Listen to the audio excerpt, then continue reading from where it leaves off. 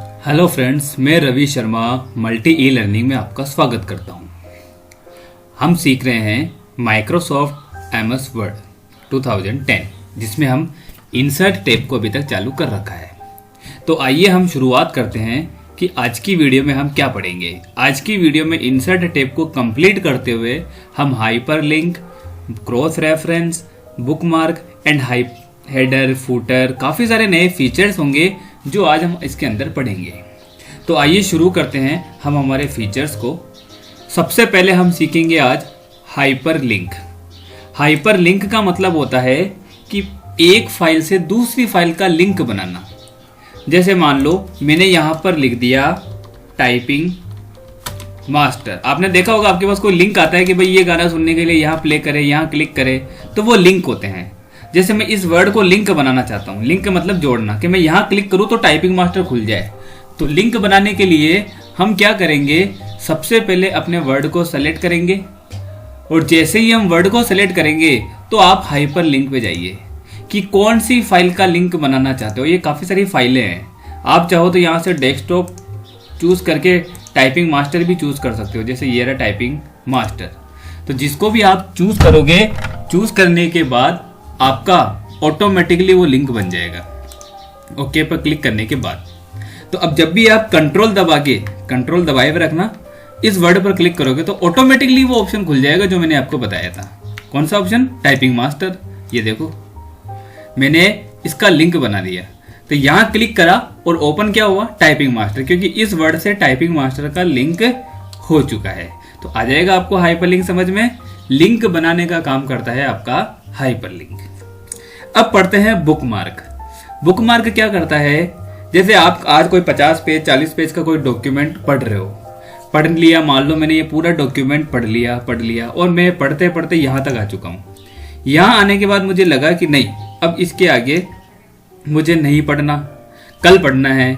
तो अगले दिन आने के बाद कैसे मुझे याद रहेगा कि मैंने कहाँ तक पढ़ लिया? तो आप जहाँ तक पढ़ चुके हो उसको सेलेक्ट करो, कंट्रोल सी करो, कॉपी कर लो। बुकमार्क में आने के बाद उसे पेस्ट कर दो, कंट्रोल वी, और ऐड कर दो। तो अब अगर आप मान लो पढ़ चुके हो, अब आप कल पढ़ोगे, अब आप कल पढ़ोगे इस ऑप्शन से, तो कोई दिक्कत नहीं है। फाइल को सेव कर लो, मैं बुक नाम से सेव कर लेता हूँ, बुक मार्क के नाम से ही, ठीक है, सेव, और क्लोज कर दो। जैसे आपने फाइल पढ़ ली और अब आप घर जा चुके हो। जब नेक्स्ट डे आप वापस एमएस वर्ड को ओपन करोगे और उसी फाइल को ओपन करोगे जिस फाइल को आपने आज तैयार करा है, तो अब आपको थोड़ी ना याद रहेगा कि आपने इस फाइल को कहाँ तक लर्न किया है, कहाँ तक पढ़ाई करी है, कहाँ तक चेक किया है। तो आप इंसर्ट में जाने के बाद सीधे बुकमार्क पे जाओगे, जो देखो वर्ड मैंने सेव किया था ना कि यहाँ तक पढ़ लिया, आ गया वो ऑप्शन, और सीधा गो टू। तो गो टू पर क्लिक करते ही मैं डायरेक्टली वहाँ पहुँच जाऊँगा जहाँ तक मैं पहले इसको छोड़ कर गया था। तो बुकमार्क का मतलब वो हो गया, जैसे आज अपन कोई बुक पढ़ते हैं और जहाँ तक लेसन तक पढ़ चुके होते हैं अपन पेपर मोड़ के वहाँ छोड़ जाते हैं, ताकि अगले दिन जहाँ तक पेपर मुड़ा हुआ है या धागा जहाँ तक डला हुआ है वहीं से वापस पढ़ लेंगे। तो वो धागा डालने का काम करेगा आपका बुकमार्क। नेक्स्ट ऑप्शन आता है क्रॉस रेफरेंस। क्रॉस रेफरेंस क्या करता है आपका? क्रॉस रेफरेंस का मतलब होता है कि अगर आप मान लो कोई बुक तैयार करते हो और आपने उसमें लेसन दिए हैं या पॉइंट दिए हैं, जैसे मान लो मैंने ये फर्स्ट पॉइंट यहीं पे दिया हो, पॉइंट कौन सा दिया? मान लो इंट्रोडक्शन ऑफ एमएस वर्ड। तो ये मेरा क्या है? चैप्टर है या पॉइंट है, जो भी है, हेडिंग तो यही है मेरी। तो मैं उसको सेलेक्ट करके होम ऑप्शन में जाके यहाँ से हेडिंग दूंगा। हेडिंग देने से क्या होगा? वो उसको हेडिंग मान लेगा।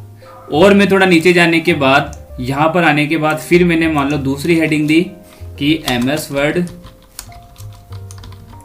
होम टैब, तो ये भी मेरी हेडिंग ही है। तो फिर मैं इसको सेलेक्ट करूंगा, फिर इसको हेडिंग दे दूंगा, तो ये मेरे लिए हेडिंग हो चुकी। तो हेडिंग होने के बाद अब इस क्रॉस रेफरेंस को कैसे यूज में लेंगे, आइए देखते हैं। क्रॉस रेफरेंस क्लिक करो, मैंने कहा एक सेकंड, ये रहा, यहाँ क्लिक करो चैप्टर नेम में। क्रॉस रेफरेंस क्या करता है कि जैसे आपने इंडेक्स देखा होगा कि यहाँ क्लिक करता हूँ तो ऑटोमेटिक उस लेसन पे पहुंच जाता हूँ, काफ़ी सारे लिंकिंग फाइलें आती हैं। तो जब आप क्रॉस रेफरेंस पर क्लिक करेंगे तो ये आपको ऑप्शन देगा कि क्या, मैंने कहा नहीं, जो मेरी हेडिंग है, जो भी मेरी हेडिंग है, ओके, कौन सी हेडिंग के ऊपर वाली, कहाँ पर आए कि यहाँ पर, तो इंसर्ट करा दो, देखो आ चुकी। इसी तरह से सेकंड नंबर पर क्लिक करो, ये वाली हेडिंग इंसर्ट करा दो, देखो आ चुका। मतलब जो जो जहाँ जहाँ मेरी हेडिंग होगी ना वो मेरे फर्स्ट नंबर पे ऑटोमेटिक बन जाएगी, ताकि पता चल जाएगा कितनी हेडिंग है। अगर उनका पेज नंबर भी देना है तो कोई दिक्कत नहीं है। अब आप हेडिंग का पेज नंबर चूज कर लो, ठीक है, टेक्स्ट नहीं, अब पेज नंबर।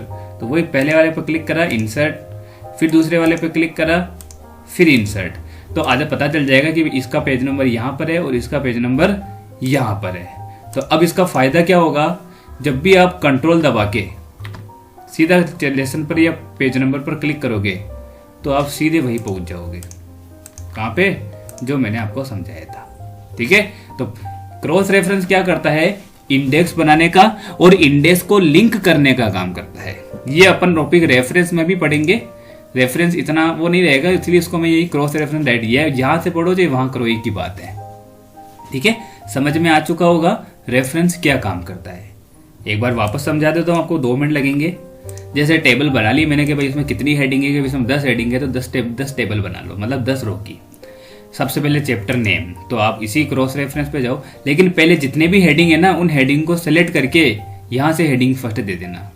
तो अब मैं चाहता हूँ कि भाई यहाँ पे इन क्रॉस रेफरेंस में गया कि जो भी मेरी हेडिंग है इनमें से आगे देखो इक्वेशन में है ना, मैंने कहा जो भी मेरी हेडिंग है, अब हेडिंग आ जाएगी सारी कि भाई ये वाली हेडिंग इस जगह इंसर्ट हो जाए, फिर इस जगह ये दूसरी वाली हेडिंग इंसर्ट हो जाए, आ गई दोनों हेडिंग। इसी तरह से पेज नंबर, तो मैंने कहा हेडिंग तो आनी चाहिए लेकिन अब उस हेडिंग का पेज नंबर आना चाहिए।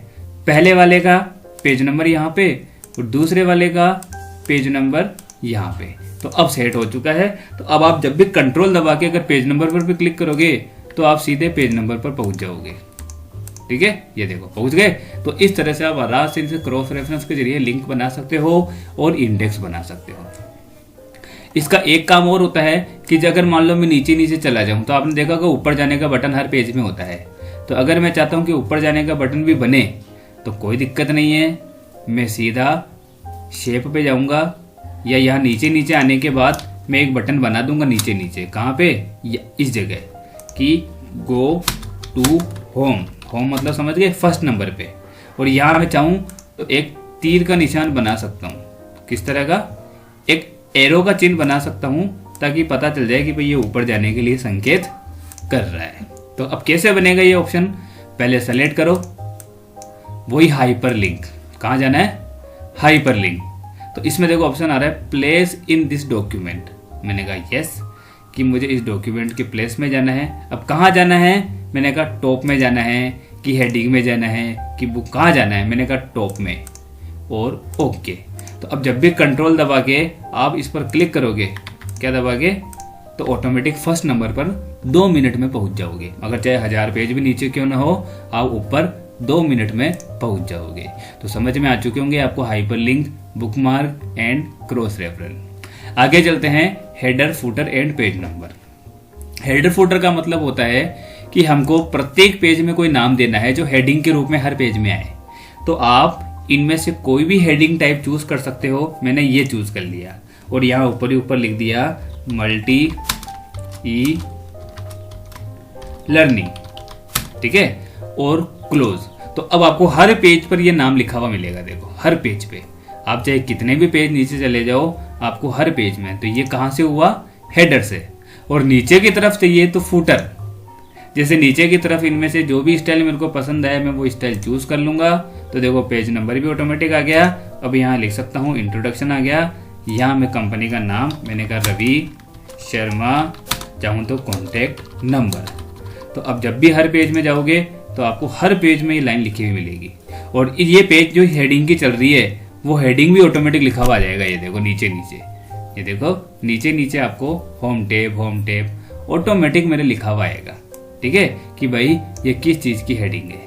तो आ जाएगा वो भी आपको समझ में। और एक पेज नंबर कि भाई ऊपर नीचे साइड में कहीं पर भी पेज नंबर देना हो तो आपको पेज नंबर का इस तरह से ऑप्शन दिखा दिया जाएगा और अब हर बार हर पेज में पेज नंबर आ जाएगा। टेक्स्ट बॉक्स, आज आपने कितनी बार डॉक्यूमेंट को देखा होगा कि पेज जो है वो नॉर्मल टाइप किया हुआ है लेकिन ऊपर नीचे साइड में बॉक्स बना हुआ है और उस बॉक्स में कुछ मॉरल या कुछ भी इंपॉर्टेंट कोट्स कुछ भी लाइन लिखी हुई है, तो आप टेक्स्ट बॉक्स में जा सकते हो और इसमें से किसी भी स्टाइल का बॉक्स चूज कर सकते हो। मैंने कहा कि मान लो ये लो, तो देखो साइड में एक अलग सा ही बॉक्स बन चुका है। अब आप इस बॉक्स में कुछ भी लिख सकते हो। तो ये हो गया ना डिजाइन आपका फर्स्ट पेज। तो ये मेरा फर्स्ट पेज डिजाइन हो गया। या बीच में भी जहां पर मेरा कर्सर होगा उसी के अंदर टेक्स्ट बॉक्स रेडी होगा। ये बाय डिफॉल्ट रहेगा। वर्ड आर्ट मतलब डिजाइनर वर्ड लिखना, जैसे अपन एक शेप बना के शेप में लिखते हैं, तो उसी तरह से कुछ डिजाइनर वर्ड हैं। तो इनमें से आप कुछ भी डिजाइनर वर्ड लिख सकते हो कि मल्टी ई लर्निंग। ठीक है, लेने के बाद टेक्स्ट का इफेक्ट है कुछ, जैसे ट्रांसफॉर्म, जैसे घुमाना, ठीक है, या ऐसे करना।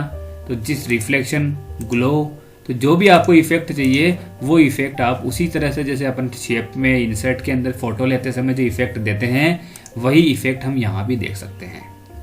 ड्रॉप केप, ड्रॉप केप मतलब आपने बचपन की किताबें पढ़ी होगी। जो मेरा फर्स्ट वर्ड होता है वो फुल साइज में आता है कुछ इस तरह से।